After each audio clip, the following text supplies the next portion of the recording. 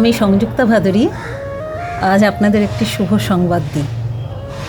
বাগদেবীর বরপুত্র বিশ্বকবি রবীন্দ্রনাথের সভাপতিত্বে এবং শিক্ষা, সাহিত্য ও সংস্কৃতি জগতের বিদগ্ধ ব্যক্তিদের সম্মিলিত প্রয়াসে বঙ্গীয় গ্রন্থাগার পরিষদ তার পথ চলা শুরু করে ঠিক 100 বছর আগে।